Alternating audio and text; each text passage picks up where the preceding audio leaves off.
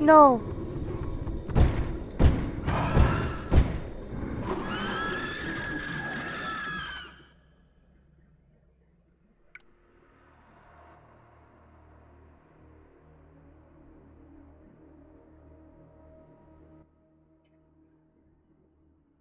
Chapter 5 will be the last one, I'm calling it.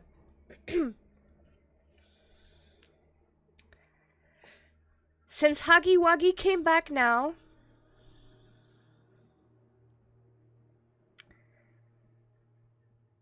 and he was the first villain, or like the first enemy we encountered, he will be the last one, besides, you know, the prototype. But I think Chapter 5 will be the last one.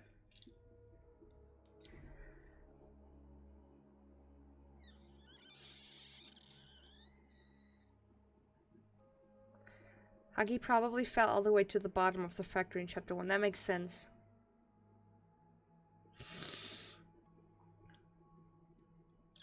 Okay. Wait, let's unravel this, right? Okay. Number one, I was right about Doey. Though it wasn't like he had bad intentions from the start. He was just troubled. He was a troubled child.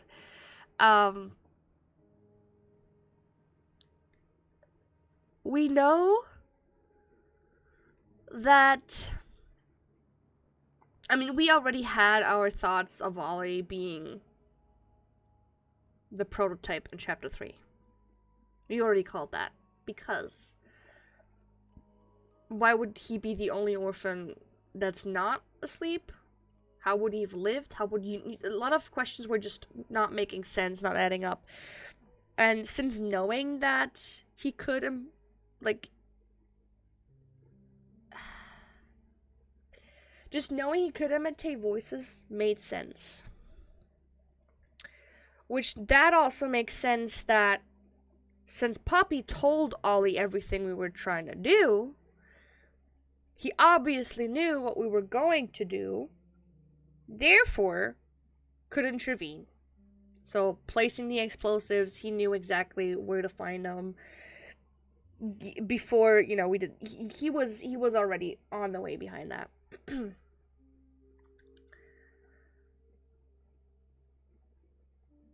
Why did Ollie's dialogue not say prototype when he said, "I'm right here, Poppy"? Because he was using the voice of Ollie, and why would the dialogue already give us something that... The dialogue down there is just trying to tell us, you know, what's happening, you know, if in case we can't listen. So if the game wants us to think it's Ollie, which it wants us to, you know, if it uses Ollie's voice, why would the game give it away that it's the prototype when the player is supposed to think it is Ollie? So that makes sense. It now also makes sense that the prototype wants to kill everyone to, you know, become part of him. So we basically ended up helping him, which that makes sense that, you know, Ollie directed Poppy as to what to do while, you know, kind of manipulating her and making her help him. That makes sense. Now,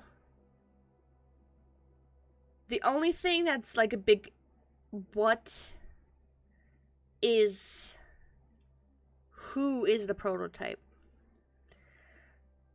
Because Sawyer definitely was the doctor. That was fact, right? That was explained, that was approved. Now, why is the prototype so obsessed with Poppy?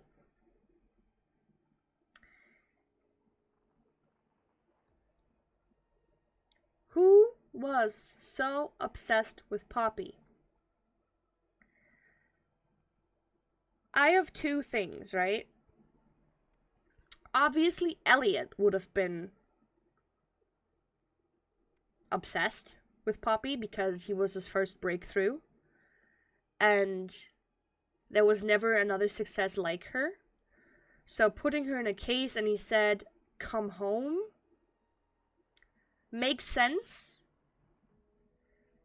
And since Elliot was Poppy's father,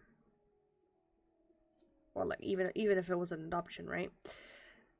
It would make sense that he's so obsessed with her. So that could be a thing, but then again, at the same time, Elliot wasn't supposed to be crazy about it, right? He was supposed to be hesitant about all of these experiments and stuff. I haven't been paying attention to the story. Who the fuck is that? It's a doll. I feel like, Skyther, you're missing the whole point of Poppy. Poppy was... Okay, so Elliot was the founder of Playtime. And he basically managed to put the soul of his deceased daughter, adoptive daughter, I think, into the doll, into the Poppy doll. Which is why Poppy is alive. Which is how the whole thing started of putting children's souls, or like souls in general, into toys. His daughter died and he used Poppies to revive her. Exactly. And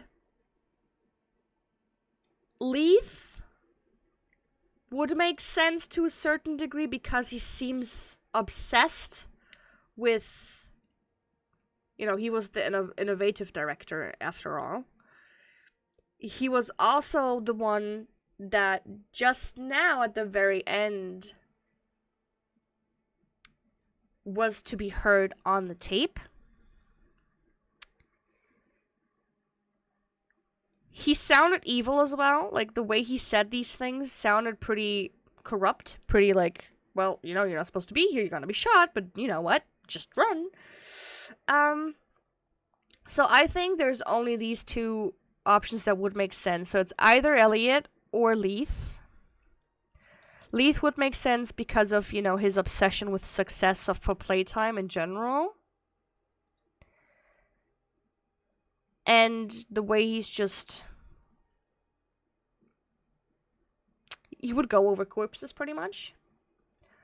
While Elliot would make sense with the obsession over Poppy from a father perspective. You know, twisted and fucked up probably through a death or something, because he probably fell victim to their own experiments or whatever. Isn't Elliot dead, though?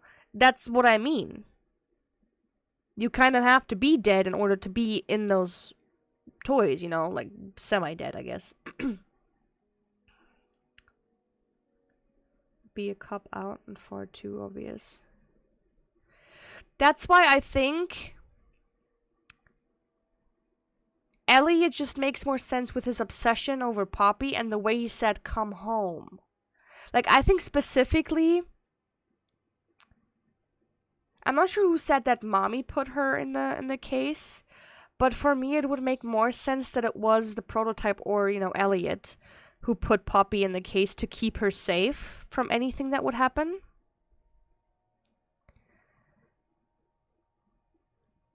Because it's also a very common trope to have parents go crazy and do anything for their children, right? So the fact he revived her, literally turned her into a doll, and everything else happening after that because of it, is just a mix of a grieving father gone mad and a business owner trying to make bank.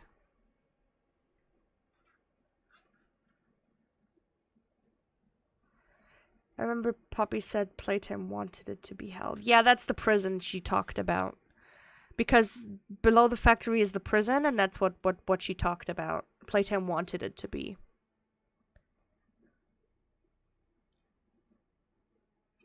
So, I mean, how about we watch a little summary, okay? There's a lot of, like, now we can, now, you know, because I didn't read all the letters. Are there any characters that are still missing? I mean, Stella is still a thing, but Stella doesn't make sense in that way, right? But the bigger question is, who are we?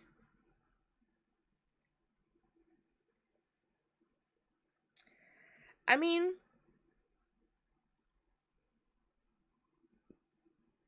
We can't be anyone really important because otherwise they would have recognized us. It could be Leith and Elliot and one toy. The prototype? No. Stella is from chapter 2 that announces the games, right? Stella is the play care attendant. She was basically Overwatch, like, she was basically the head of play care, so, you know, the orphanage and everything.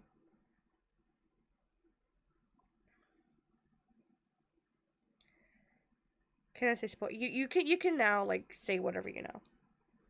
We just speculate. I mean, there's nothing else confirmed. What we can do now is watch conclusions now, so. I mean, there is no real spoilers after this because either we, you know, didn't read something. Oops, no, I didn't mean to click on play.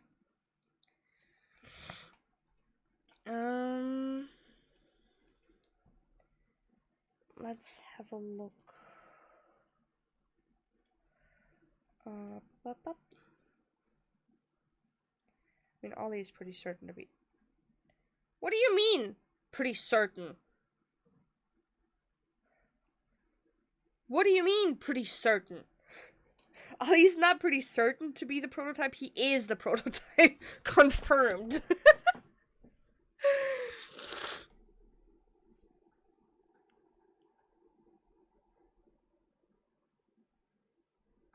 With Leith corrupting Elliot's love for his daughter? Huh.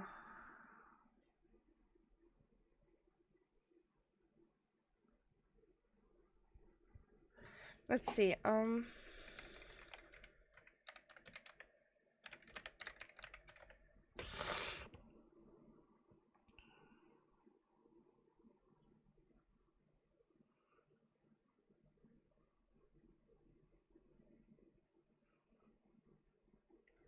me see, wait, FNAF's main villain has been choop.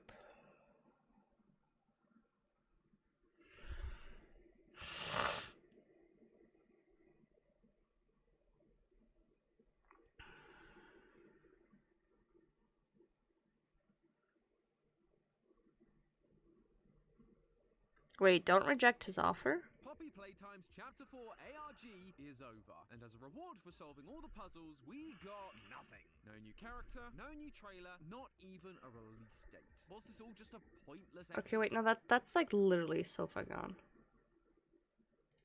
Let's go with this. Hey guys, Super Horror Bro Mike here, and in today's video, we journey deeper into the depths of a Playtime co-factory, as we take a look at the story of Poppy Playtime Chapter 4.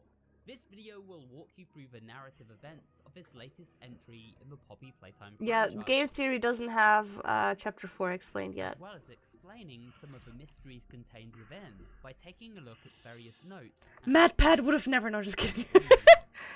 However, Theory Talk will be reserved for future videos. The purpose of this story explained is to summarize the story on a surface level, condensing the events of this sprawling chapter into one easily digestible video. So sit back, relax, and let's explore the story of Poppy Playtime Chapter 4. Is the sound okay?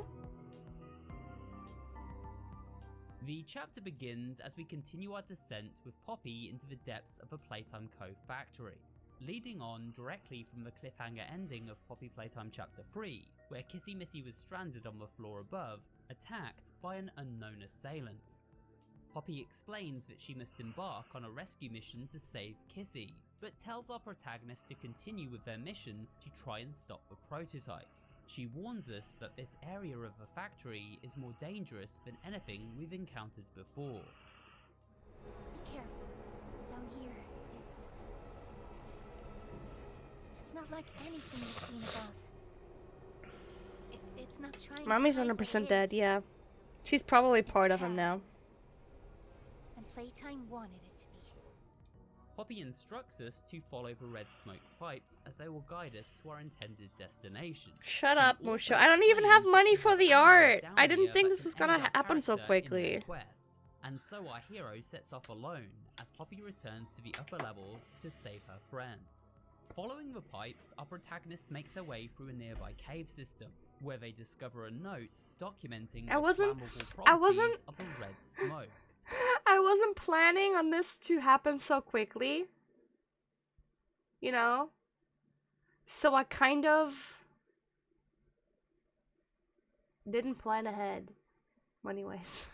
Also, that was a very big bummer that we never got to like actually let something explode like this. The gas will explode if it comes into contact with a naked flame.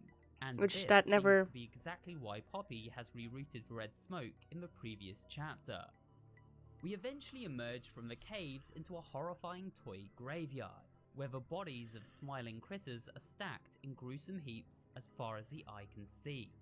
This appears to be where Playtime Co. dumped the bodies of failed and deceased experiments after they no longer served a purpose for the company's twisted research. At the far side of this area is the entrance to the prison. However, before our hapless hero can enter, blinding spotlights halt their progress and the doors seal shut. They are then attacked by hordes of ravenous huggy toys and must repel them with a trusty flare gun.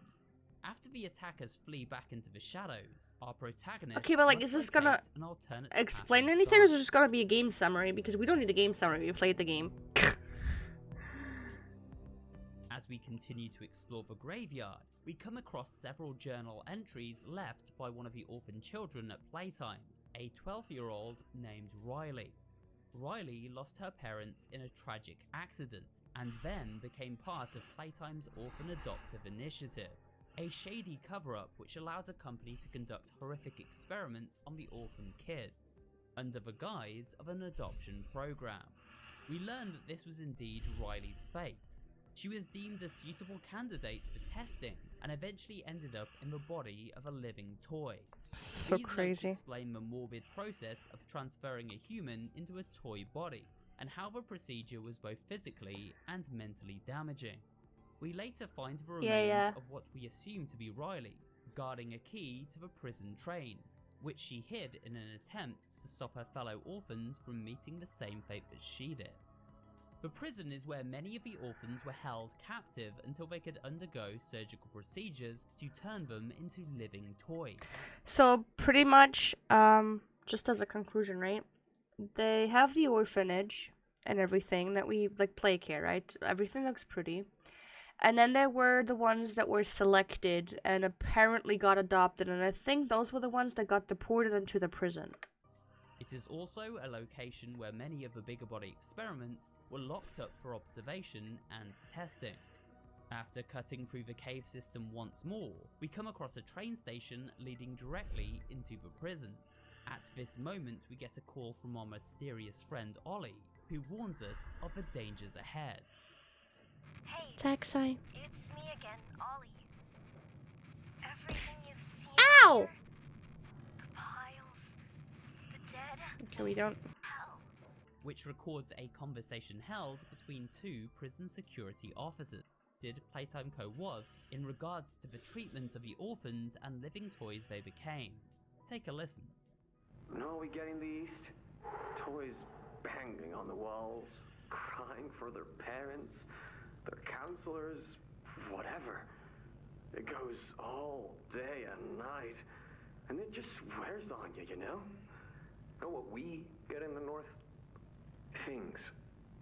Whatever they aren't people anymore. Their cells might as well be cages. They are animals. Sick. Twisted. I know this voice. I know this voice actor.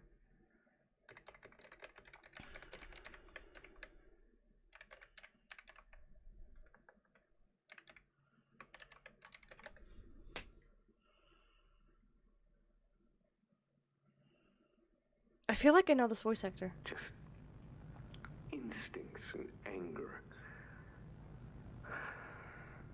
That's all that's left of them.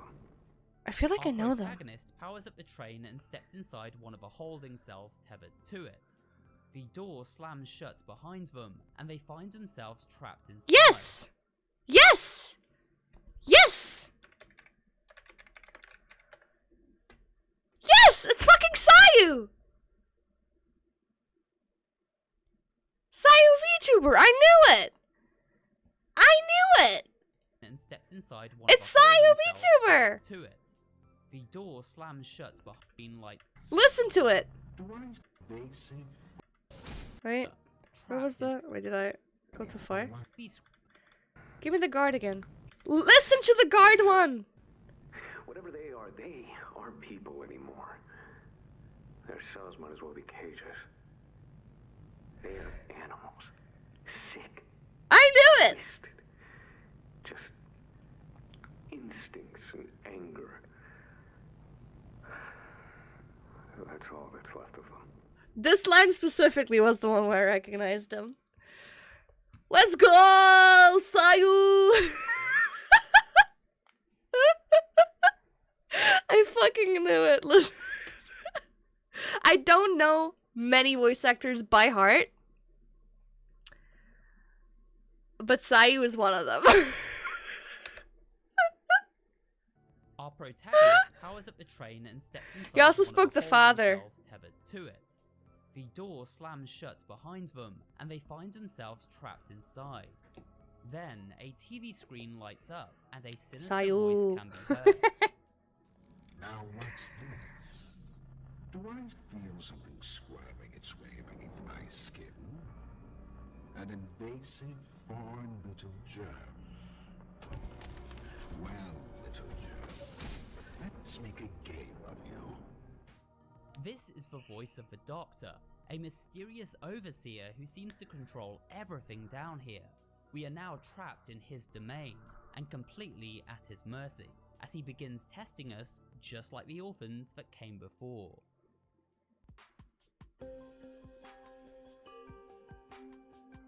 So, who is the Doctor? I don't know any of Long the before others, I tragic think. events of the Hour of Joy, Playtime Co. had hired a brilliant scientific mind, a man named Harley Sawyer, who is known as the Doctor. As brilliantly gifted as Harley was, he was equally ruthless and cruel, a truly evil man who sought to further scientific research ahead of valuing human life. Harley was responsible for the majority of the human experimentation that took place within the depths of the factory. In collaboration with Head of Innovation Leif Pierre, Head of Research Eddie Ritterman, and Head of Playcare Stella Graber, Harley oversaw the creation of the Bigger Body Initiative, taking employees and orphan children and using them as part of a horrific surgical procedure to create living toys. However, from a tape we discover within Chapter 4, That's the learn one we that didn't. Harley Sawyer was a bit of a wild card and had been responsible for a number of blunders involving escaped killer mascots that resulted in the deaths of many employees and tourists visiting the factory. Sawyer can't keep leading this project. I'm not disagreeing. Huggy Loose in the Woods, that business with Catnap, the whole Stoll thing, and half a dozen other incidents. Right. And all of that pales in comparison to the theater incident. So, we can't... By the way, Ritterman is also a really But we cruel need to knock person. him out of the equation. What do we do? There is one thing I can think of. Leif and his cohorts were at a crossroads. They needed Harley's knowledge and expertise to continue their research and the creation of these living toys, but realized he was too much of a liability to keep around. And so they came up with a solution: to use Harley's own science against him and trap him inside a computer system where, in theory, he could do no further harm. Harley was put through a surgical procedure that divvied up his organs into various life support systems, all hooked into a Matrix databank. He now exists as a ghost in the machine, a new doctor named Dr. White then taking over his position as surgeon. This next tape chronicles Sawyer's awakening and realization of his unfortunate fate. Yep. It looks like he's waking up. Where am I? What is this? Ow! Fuck you! Oh no. They didn't. Those back.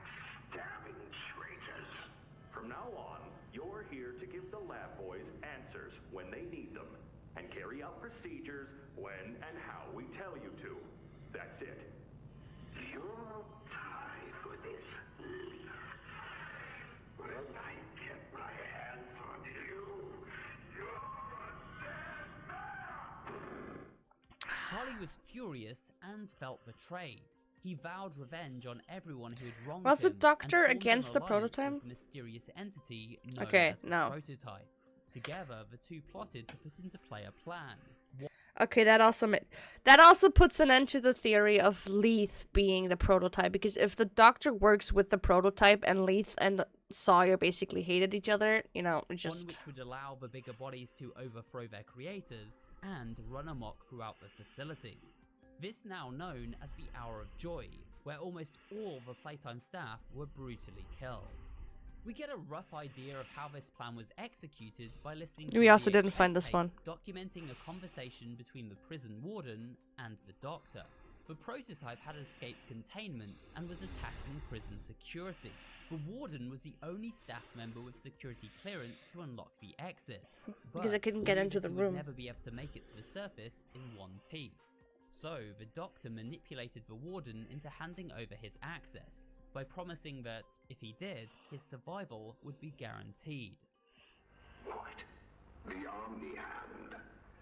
If you give it to me, I can get you anywhere. I'll have control over everything. I can shut some doors, open others. I can make you a pathway that leads right to the exit. I don't know. If you want to wait to get torn to pieces, that's your prerogative. But look at your immediate options, Warden. What choice other than this gets you out of here alive? Will. After the Doctor gained access to the prison security systems, he was then able to release all of the other mascots from containment and grant them a path to the factory floor above. And so the Hour of Joy and massacre of thousands of Playtime workers ensued. Whoopsie. Back to the current day, and our protagonist reaches the prison. They escape the holding cell and begin to explore this hellish locale. Here we encounter a new form of smiling critter, known as the Nightmare Critters, who patrol the prison halls. The Doctor even uses them to test our protagonist's survival skills as a horde of these critters attack, while we are trapped in a small containment area. I hate the Also, teachers, within they this were area, annoying, we yeah. come across the red hand attachment. There were The red multiple hand, of Mrs. course, Delights. contains that all-important flashlight upgrade, which comes in handy, as the prison is dark and oppressive to say the least. Well, I mean, we had a Following the flashlight red before in smoke chapter pipes, 1. as instructed by Poppy, while And also 2, I think. navigating a slew of death traps laid out by the Doctor, eventually leads our hero to become trapped once more in an observation room. Here we are introduced to another of Harley's ill-fated bigger body experiments, a caterpillar-like creature known as Yarnaby. Let's try Caterpillar-like? He's more like a dog. Or lion. different. A lion actually fits pretty well. Caterpillar was definitely Pugapillar. He only has 4 legs. He's more like a lion. Please, do keep making this enjoyable for me. I'll be taking notes. I will go into more detail about the backstory of Yarnaby and other new monsters found within this chapter in an The way he upcoming just bugged Monsters out for Explained us. video, so stay tuned for that. For now, our task is simple. We must use stealth and cunning to avoid Yarnaby as the fluffy but deadly monstrosity stalks us through the back rooms of this prison. However, it seems a mysterious benefactor is here to lend a decidedly stretchy helping hand, unlocking doors and triggering distractions around the environment to throw Yarnaby off our scent and help us navigate to freedom. After a brief chase, we manage to escape Yarnaby's clutches, at least for now. Which that chase In was the way next too short room, we to come across a have an VHS impact. tape, which reveals a little more about the head of Playcare, Stella Graber, and why this seemingly pleasant woman became involved in playing a part in the Bigger Body Initiative. You know, the project lead, Dr. Sawyer, wasn't sure about giving you that information in the first place. He thinks your affection towards those kids could be a liability. What do you think about that? I took this job because I wanted to help change kids' lives for the better. Of course, these procedures are far from ideal. I cried like a baby when I read them. But I started looking past the here and now. Started looking down the road a bit. And that's when it clicked. What your researchers can do down here will someday help a lot of people out there. Including so many kids. From this conversation, I mean, what was between the whole Stella and point Leif, about it, though? We discover that Stella was led to believe the experiments, while cruel in nature, could ultimately lead to helping millions in the future. It seems her good but naive nature was manipulated by people like Leif, who Yeah. sold her on a false dream. Yeah. Heading further into the prison, our protagonist falls down whilst attempting to inch their way across a narrow ledge, and finds himself stranded in a holding cell at the mercy of another of the Doctor's failed experiments, the Meow, meow, meow. reptilian Pianosaurus. But just as it seems their journey has come to its end, a mass of stretchy limbs spring from the Tum, tum, tum. darkness and destroy the Pianosaur before our very eyes.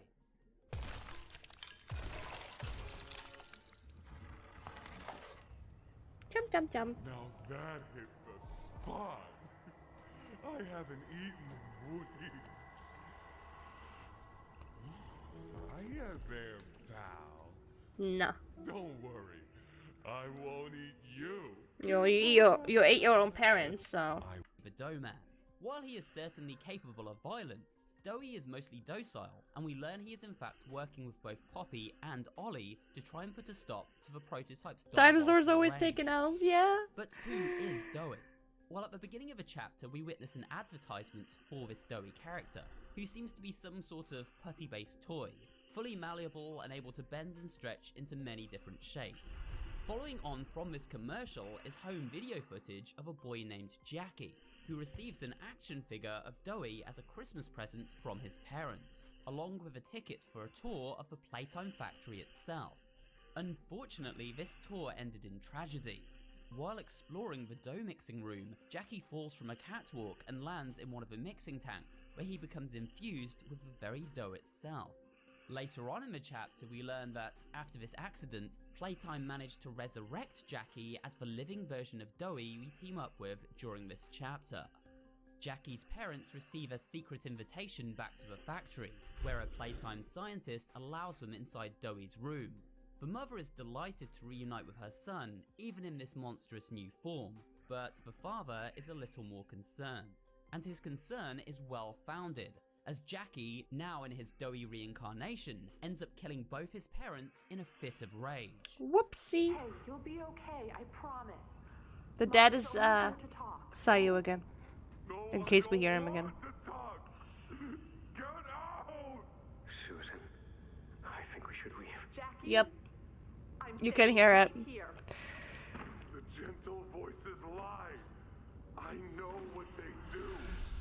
They lie, and they poke, and they hurt. Susan, get away from me! Jack? Hey, open this door! Oh God, Susan, please open the door! And dead. You still going Poppy? No, Poppy is also just a child who got manipulated by the prototype. She made a lot of mistakes in chapter 4. Her only mistake really was to trust Ollie. That was her mistake. But why would he have done this? Well, you see, Doughy isn't just made up from one child, but rather 3 separate children infused together, and each of these children have their own personality Okay, that makes sense, because I remember about the Kevin dude. and temperament. This information is garnered from That's the notes Kevin and VHS tape found child. later in the chapter, which detail the other 2 children used to bring Doughy to life alongside Jackie. The first of these other 2 children was a boy named Matthew Hallard, who was both charming and charismatic. At 15 And years, the 3 he was heads, older than yes. most of the other orphans, and so took it upon himself to look after them. However, he felt great remorse for the loss of his parents, who he'd lost in an accident he was unable to prevent. The second boy of the trio was a problem child by the name of Kevin Barnes. The neural abnormalities noted in Dr. Newman's report are detailed in connection to behavioral issues demonstrated within play care. Trouble getting along with others, aggressive and often confrontational social tendencies, and an otherwise combative nature clearly relay that Kevin is, put simply, a problem child. And it makes also the hands on his body. He's reported to have attacked in moments of intense play. So Kevin's persona was most likely the reason why Dowie lashed out and killed Jackie's parents. Dowie inherited the kind nature of Matthew, the excitable personality of Jackie, but also the violent and combative qualities of Kevin, and all three of these personas now fight with each other within Dowie's mind. This makes him friendly, yet unpredictable, and confused about how to handle his emotions at any given time. A complex character, to be sure. That makes sense. We join Dowie as he guides us deeper into the prison towards a location he refers to as Safe Haven. Due to Dowie's dough-like genetic makeup, he is able to slip through holes in walls and squeeze through prison bars with ease. On the way to Safe Haven, we are reunited with Poppy and a seriously injured Kissy, who barely survived her attacker, but thankfully remain alive. Through the showers.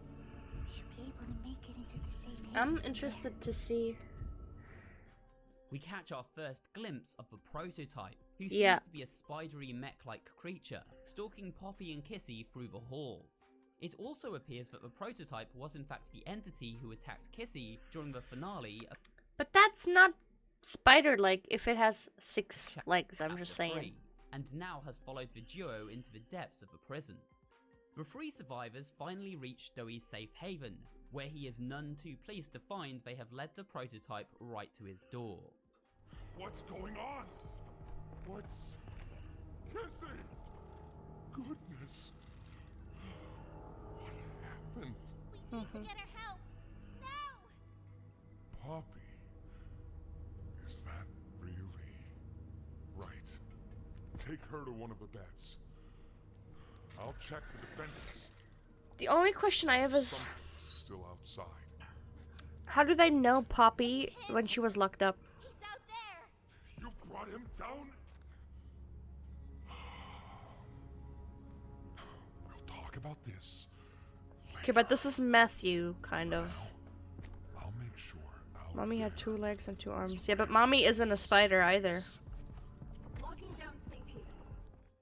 Kissy lays down to rest, while Poppy finally explains her master plan. The orphans weren't killed during the hour of Joey. They were taken. They're below, in the labs. The plan to free them and stop the foundation. We had all this, thank you. To blow the entire facility sky high, eliminating all trace of the cruel research and experimentation conducted by Playtime Co., as well as putting an end to the prototype once and for all. She also informs us that many of the orphan children are still alive and currently under the prototype's care. Therefore, do we they must be know that? freed and led to safety before the explosion is. Do we know that? Because if that's the information she got from Ollie, I don't even think there is kids set left. off. She then instructs us to speak with Dowie so he can explain the next step to put this plan into action.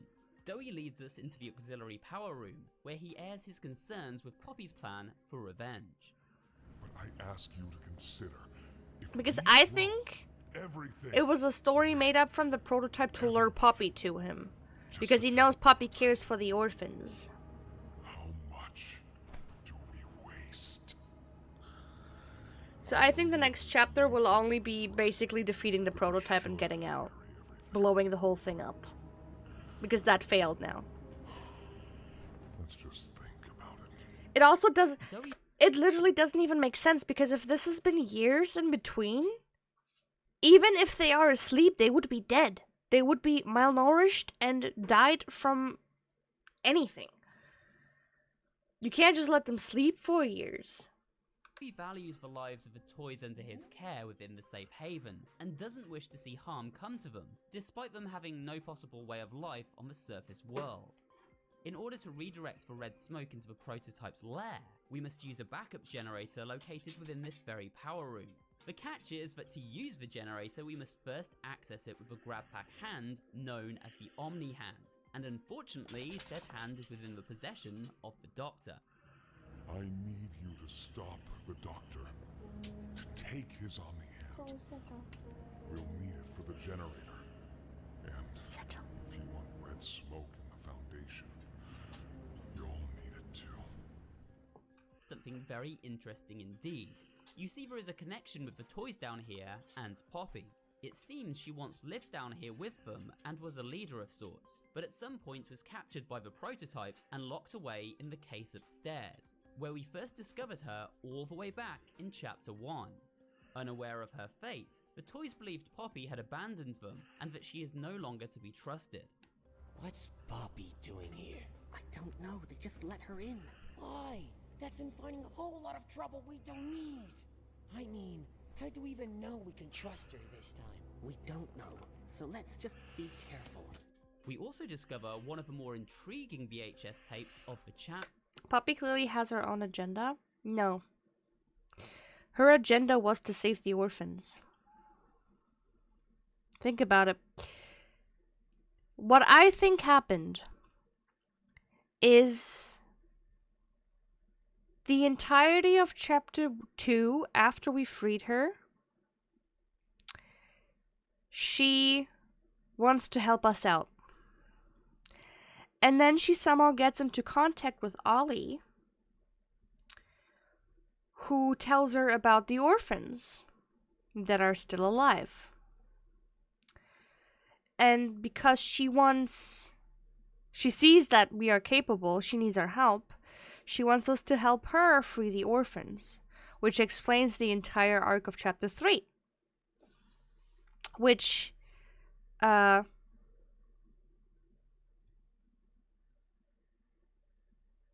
we randomly entering in a... No. No one of the three had a violent nature that conflicted with the rest.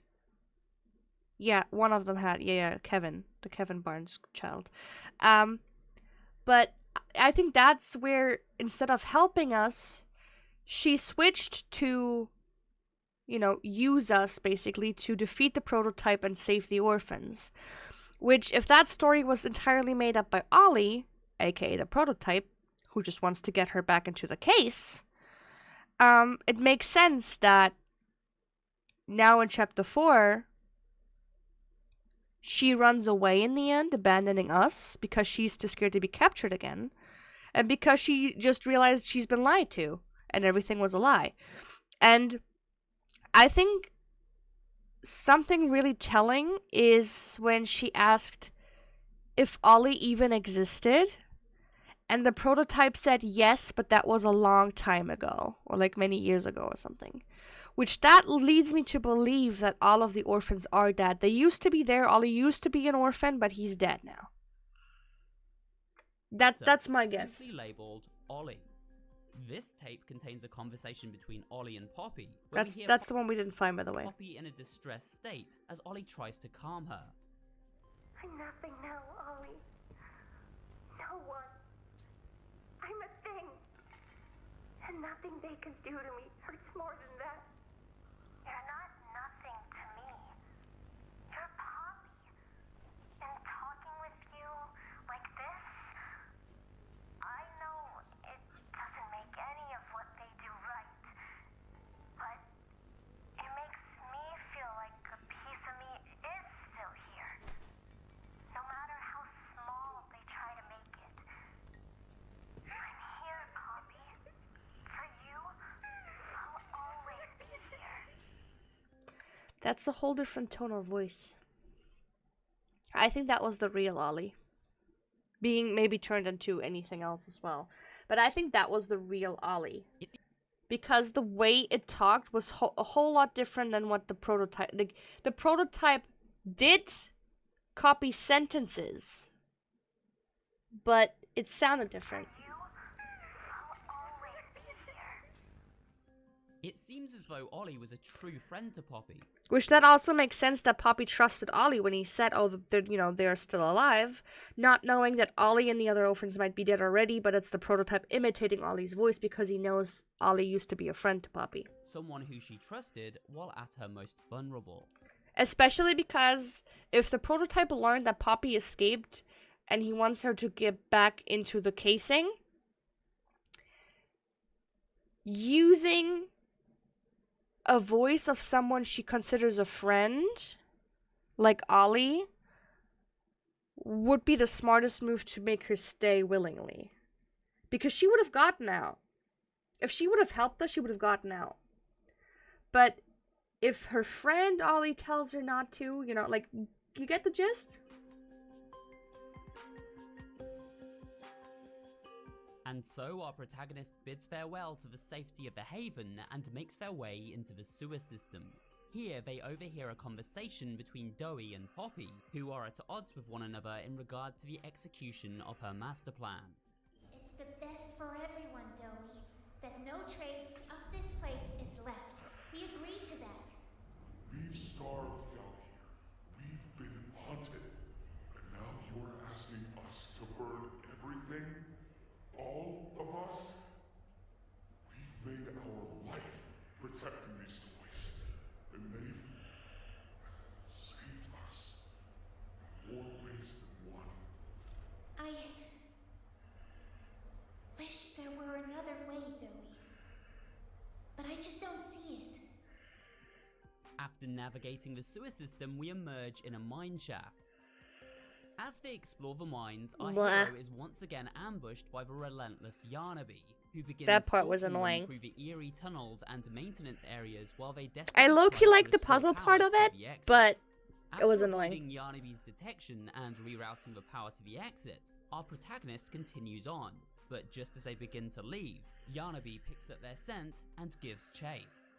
The protagonist uses a chain to swing across a fire pit as an eager I remember Yarnaby forgetting follows that I in hot literally walked pursuit, into the fire pit. inadvertently snaring itself on the chain in the process and catching on fire. Yarnaby then falling to its death in a blaze of glory. We then reunite with Doey, who helps unlock a door leading into the Doctor's lab. And I literally told you that this is gonna be how we learn that we need to freeze him. As Doey opens the door, he accidentally triggers a trap set by the Doctor, but My expels guess a is that it was Kissy. I don't think Kissy can write. freezing compound from Not a like that nearby anyway. pipe. Ice-cold temperatures If you think of her hands, and we got a normal sized letter with relatively normal sized letters. are Doey's kryptonite, as they cause him to freeze into a solid, immobile form. Luckily, our protagonist is at hand to shut off the compound, thawing out Doey in the process.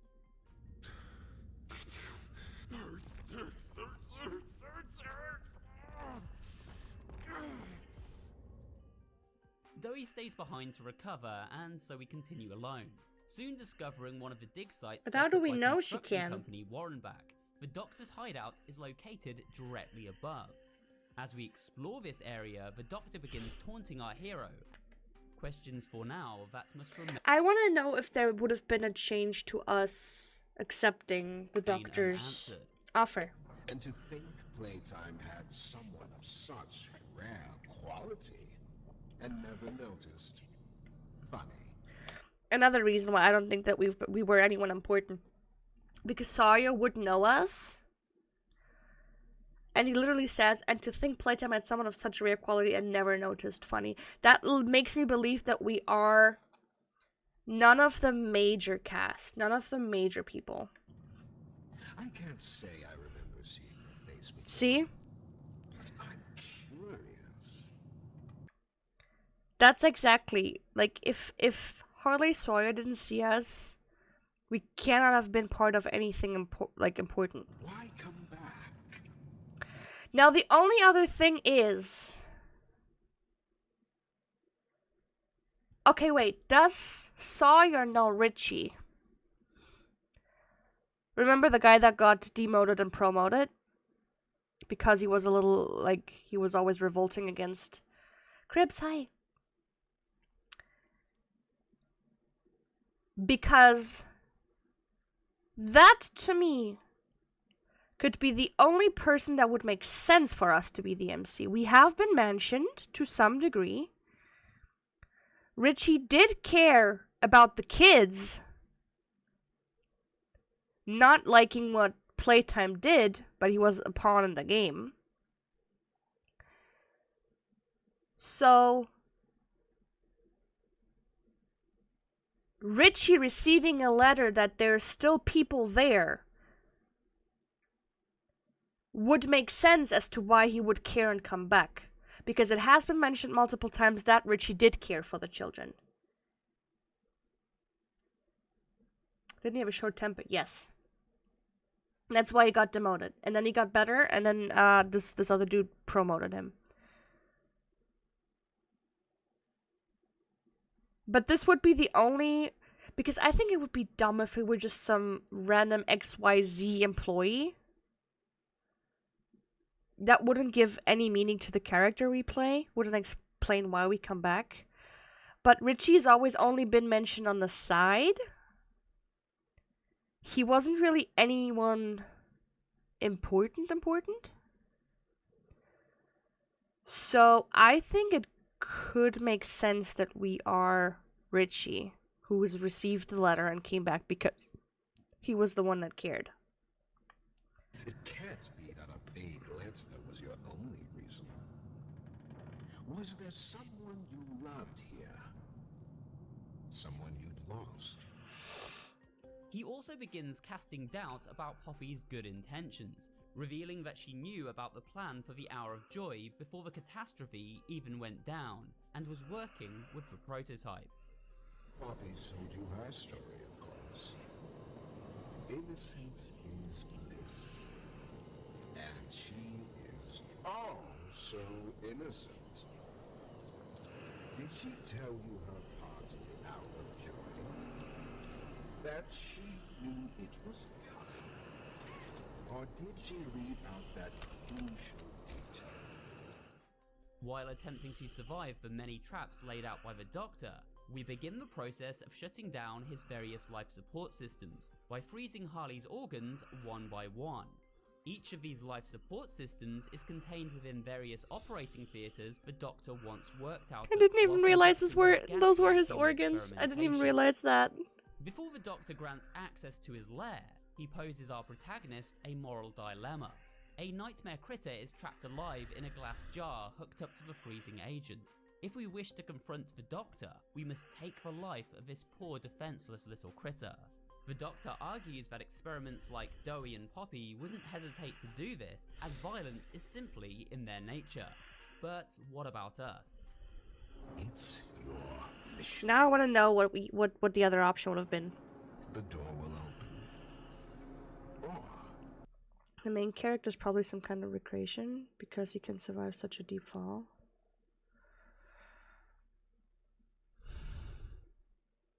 And a crash on the train. No, that doesn't make sense. I get where you're coming from. I think it's plot armor though. Because how would a creation live in the outside world? We came back many years later, meaning that we lived in the outside world. I don't think that we could be a creation. We are suspiciously immortal. Well, I mean, what does make sense is that, you know, with the death screens we get, you know, you cannot die yet, blah, blah, blah. That would make sense. But we're only ever described as an employee, someone who worked here. If we were part of the creation, why did Mommy Longleg or anyone else not recognize us as such and only recognize us as an employee? You know? I think the immortality is just a plot armor. And, you know, basically, oh, we have a reason to come back. Sure, let's hear it. Let's hear it. As long as the dad joke is not as absent as my father. I mean, what? Main character logic. Yeah, that's kind of what I'm thinking. Because otherwise it wouldn't make sense that anyone ever has referred to us as an employee versus a creation. What is green and flies through the church? Huh? What is green and flies through the church?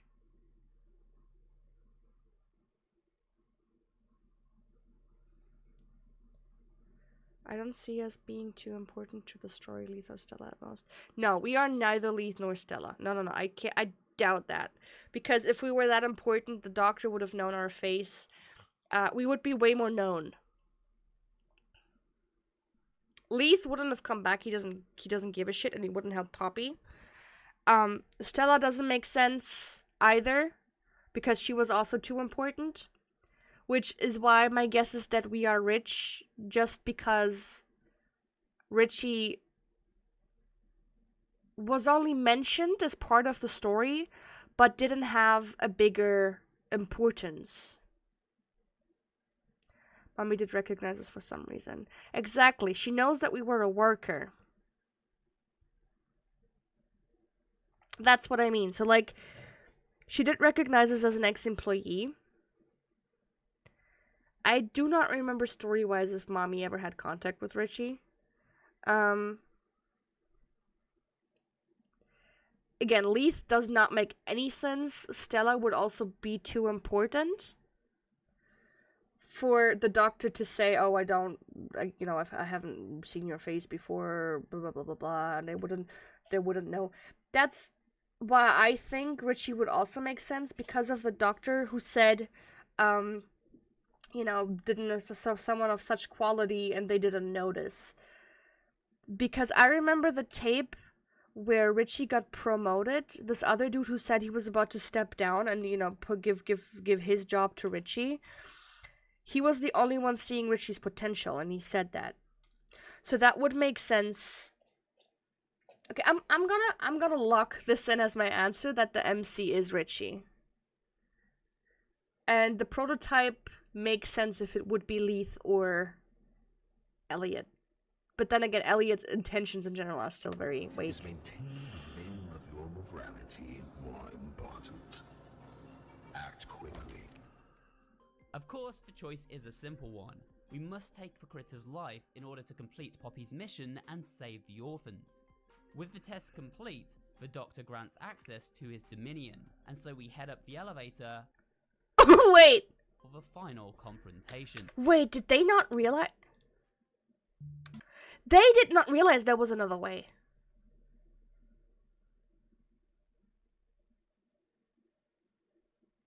I mean, I also only saw it by accident.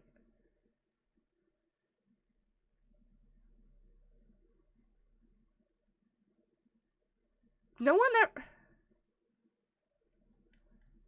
Let me write it down. Has anyone tried using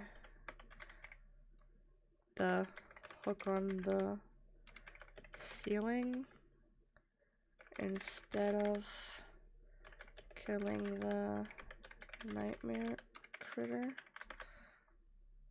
Because I did, but I don't know what was different other than getting a different line from the Doctor. I'm not gonna send this in because, we haven't confronted it, so he might say something different now. But I feel like I only noticed it by accident too. After ascending the elevator shaft, we finally reach the Doctor's location and witness a giant electrical machine in which his main consciousness is contained. But life is never that simple, and there is one more trap the Doctor has in store. So he does that as well, even though we... into a dark pit by one of the many robots that Harley has taken control of, and find ourselves confined to the server room below. Here we must power up the exit gates by locating 4 fuses and plugging them... But why give us a different choice then? That doesn't make any sense. Terminals in the central hub. All the while we are hunted by the Doctor's robot army. After surviving this ultimate gauntlet, our hero returns to the upper levels and finally shuts down the Doctor's life support system, vanquishing him once and for all.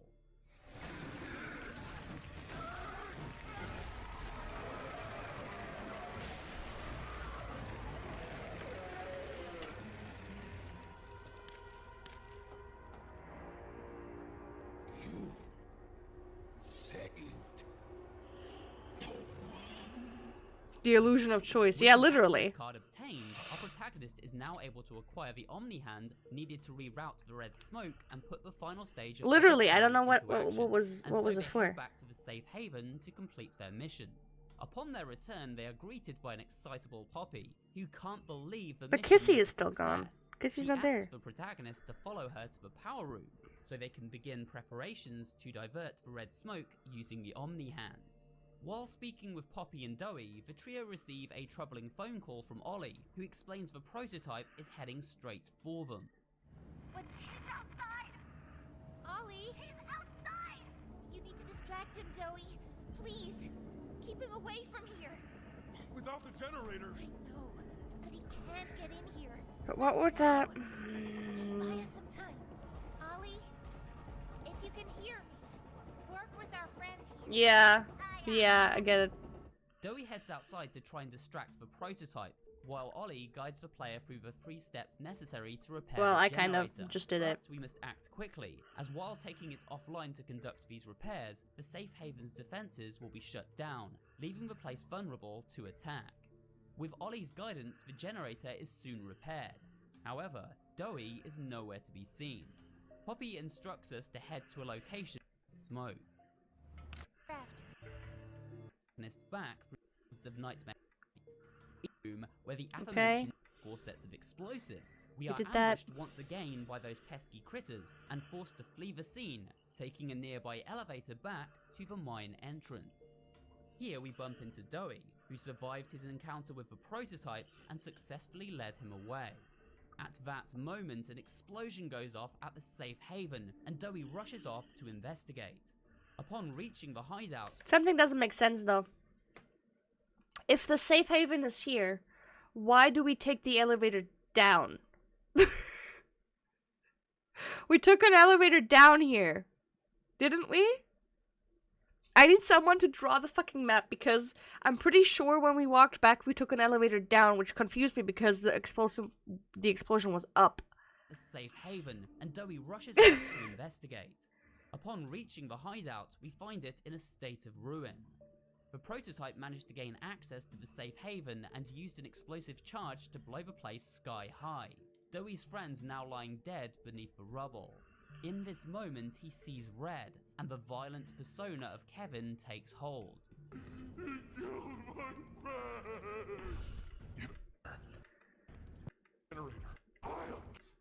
This causes a cave-in, and he is crushed by a landslide on a new monstrous form.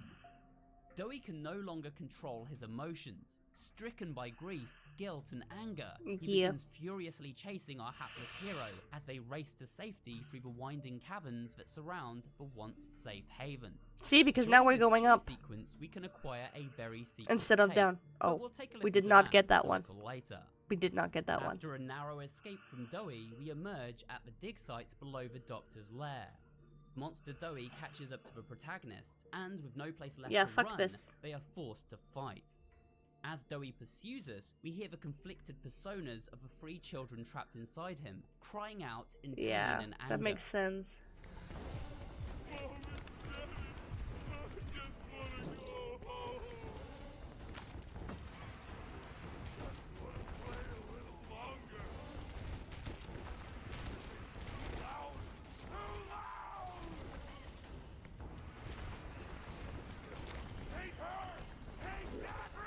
See, they also did it this way.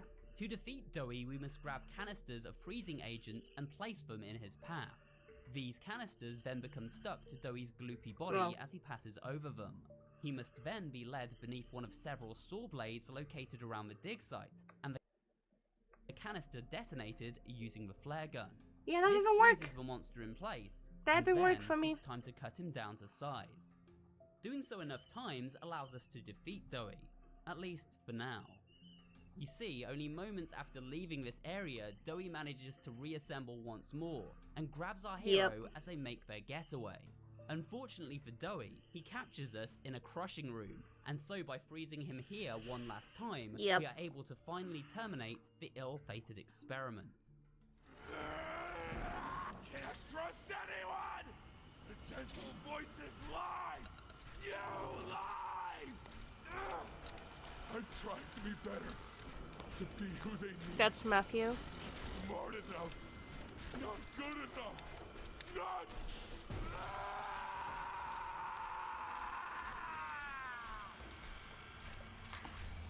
Bump.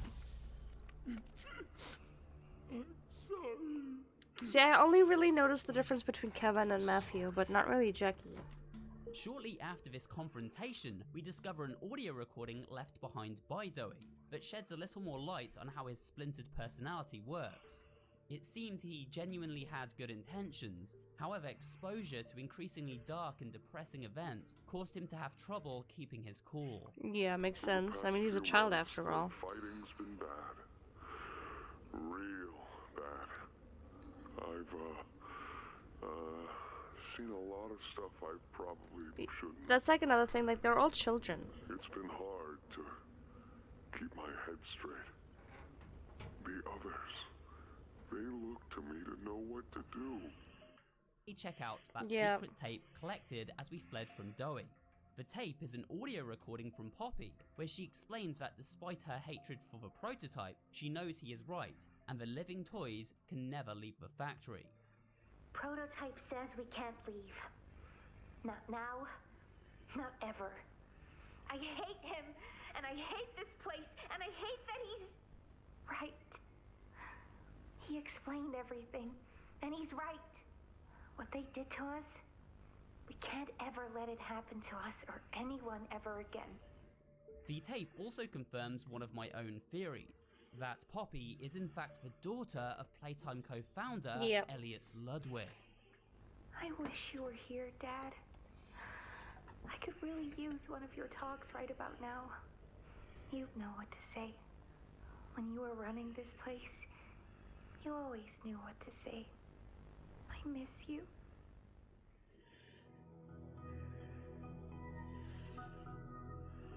Yep.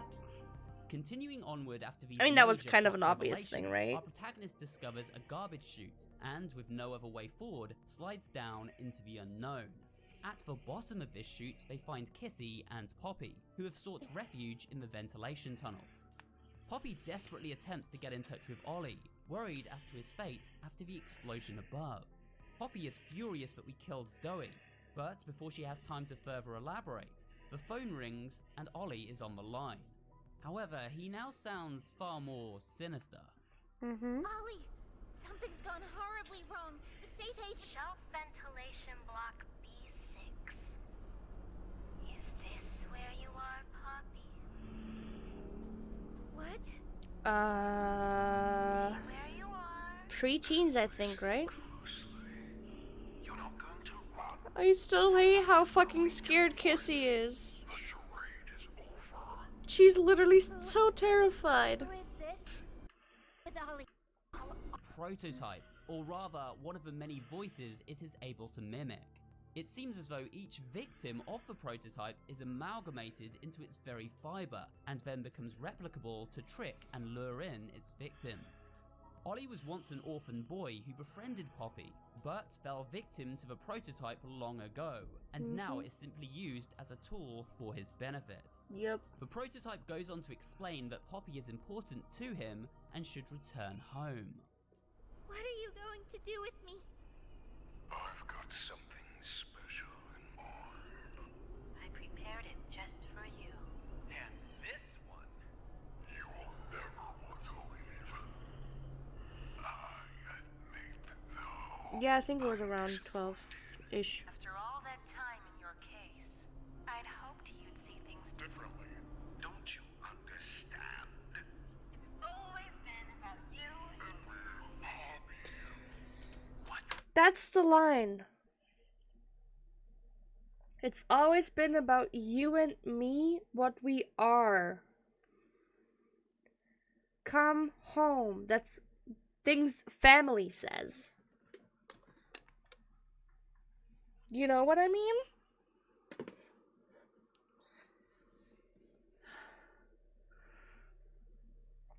I think it is Elliot who's gone mad, who wanted to find a way to stop all of this and to put an end to this, while also being able to be reunited with his daughter once and for all forever. Because if he's the prototype, he can't die, technically. Just like Poppy can't. And overall, he was kind of against all of these things, which is why, you know, he's kind of taken out the monsters one by one, the experiments, but wants to keep Poppy. And the thing that when he says, it's always here, like this, it's always been about you and me, Poppy, what we are. It's time to come home, Poppy. But why would Elliot hurt his own daughter? He doesn't. He kills everyone else, but he wants to capture Poppy. And here he said, I admit, though, I'm disappointed. After all that time in your case, I hoped you'd see things differently. After all the time in your case kind of sounds like someone who would ground someone, but also at the same time, you know, like, as if, why can't you just be happy that we are reunited forever, kind of, you know?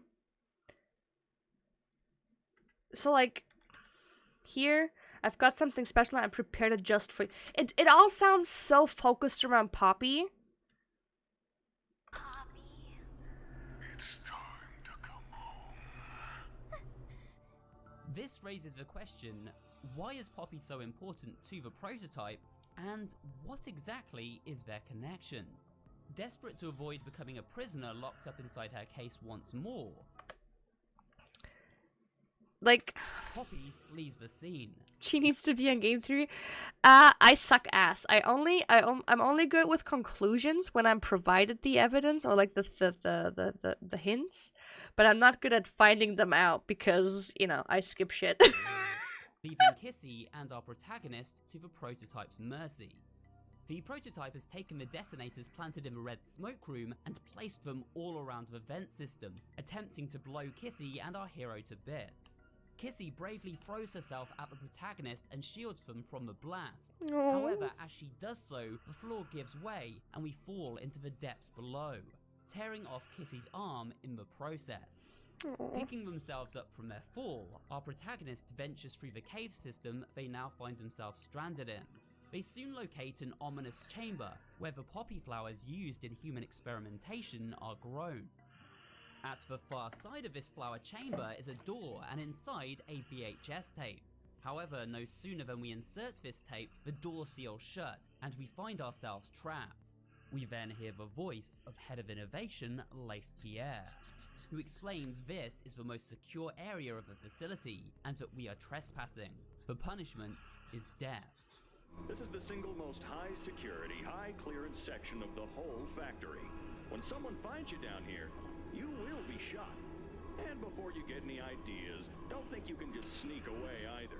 After the tape concludes, a familiar figure appears in the flower chamber outside, the return of Huggy Wuggy. Somehow Huggy survived the fall at the end of chapter 1, and now lives on in a hideously deformed state.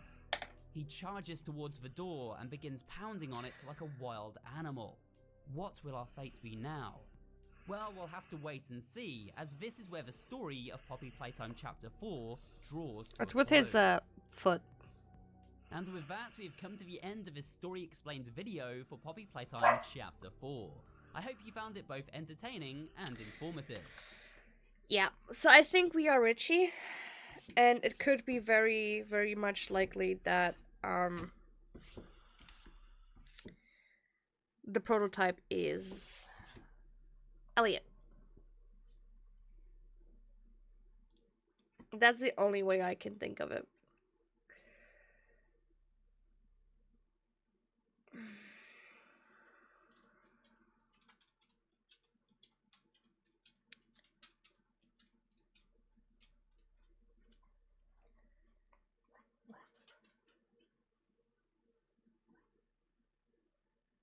The fat conker is limping. The second he sees you, he remembers and wants to kill you.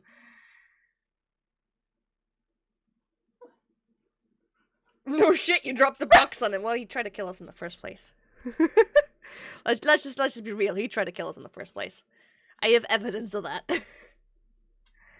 Poppy's kind of the MC, so it makes sense for us to be an insignificant character like Richie. Well, not really insignificant if it comes back to the point of he cared. He always cared for the children. And that's why he hated that place, but he kind of had to work there.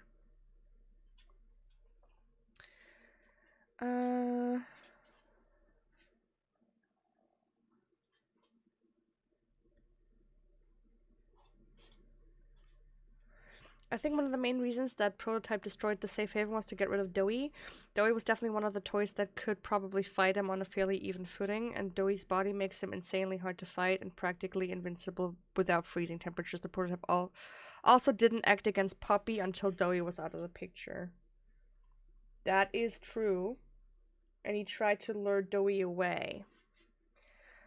Technically, right? When he said, "Oh, the Prototype is outside."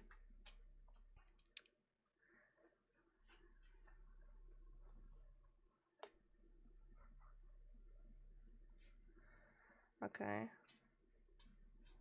At this point, the only one I'll ever trust is Kissy Girlie, protected and never abandoned us unlike the others. #1 hero, I swear. She better not die. For real, she's a true ride or die. Kissy is a babe. I love her.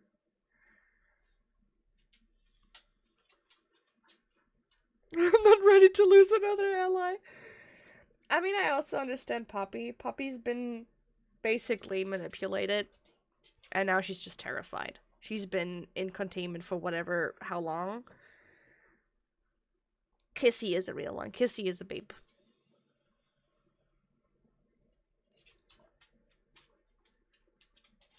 Dog Day and Doey could also be our ally. Well, yeah, but they're dead.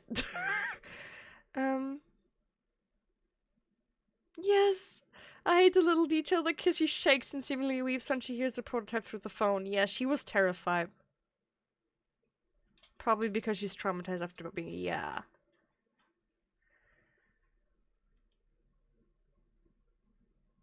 Into a monster phone when you can see the two pair of arms were trying to close their mouth while one pair wasn't. This probably signifies that Kevin Barnes has overtaken the other two personas, which further proves that he was the reason Doey went mad and tried to kill the protagonist. Jack and Matthew were probably trying to stop Kevin from killing the protagonist out of rage, but sadly, they ended up dying in the end. Yeah, makes sense. Every dead toy lying on the ground is a little literal child. You ran into so many, you got desensitized to that fact. Watching the playthroughs with that thought in the back of my head makes the whole experience more. That is true. The entire graveyard was all dead kids.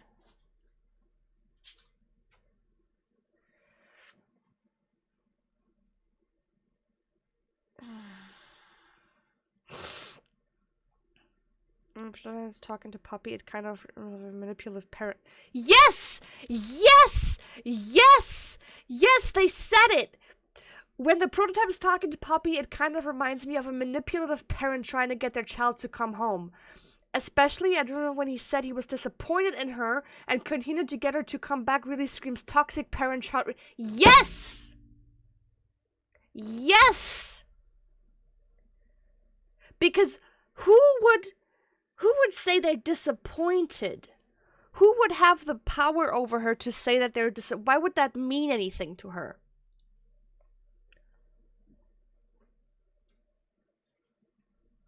Uses a sickly sweet voice to try and gaslight and manipulate the child into coming back, like you said. On top of that, with the theory of the Prototype being Poppy's dad, makes a lot more sense with how they interact. Hopefully they play around more with this type of dynamic. I mean, yeah, I probably think that, in the last chapter they'll go about it. Bye-bye, Scyther! Thank you so much for stopping by. Thank you so much for being here. I mean, yeah, that's literally what he said. Oh, that's a common theory, actually.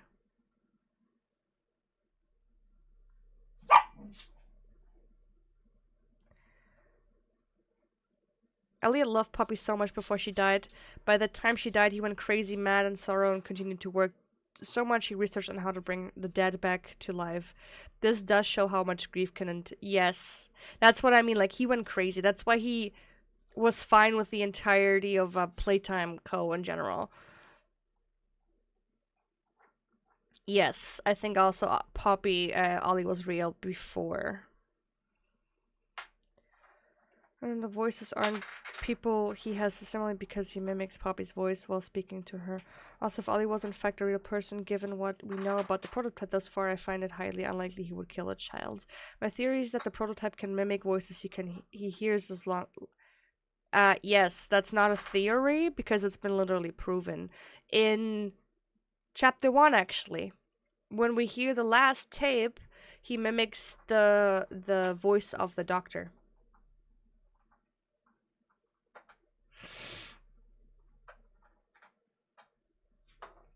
He mimics the voice of the doctor when he says something about, you know, oh, I learned so much about you every day. Like, that's also a thing, yeah.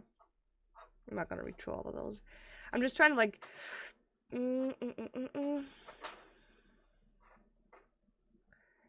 Actually is a way to save the nightmare critter that the grapple point in the room that leads in, you can open the... Oh, yeah. Oh, yeah, okay, they said that.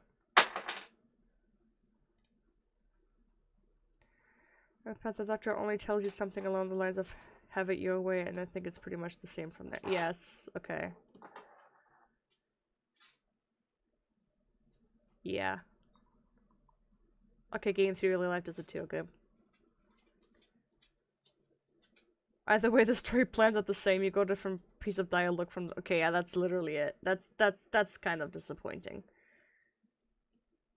Yeah, okay, that's kind of disappointing. Okay, wait, the fact that it took me this long to realize that Ollie just misses a T to be rearranged to Elliot. I mean... No, that...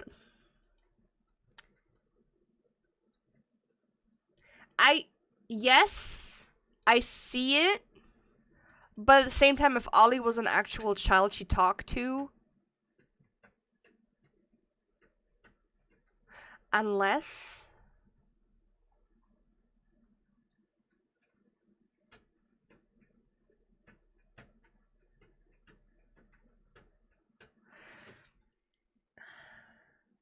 We can't be sure that Ollie existed. I think he did, based on the white tape that we never found.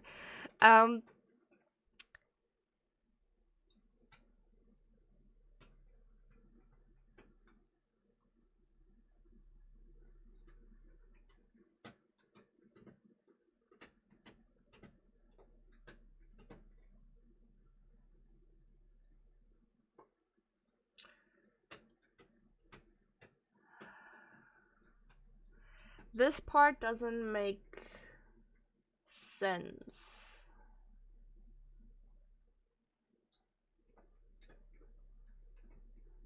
Yeah. Doctors became... Yeah, that's the only thing...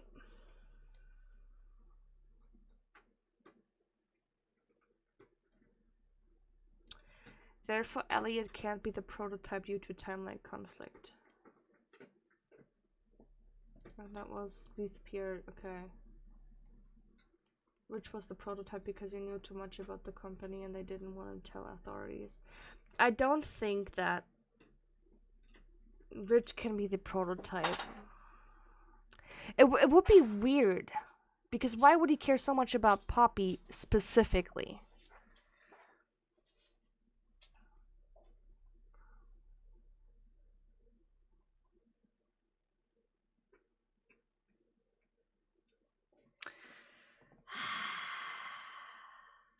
It's a lot. It's a lot. Thank you for the follow. Thank you. It's a lot. We can't really be sure about literally anything. But some things make more sense than others.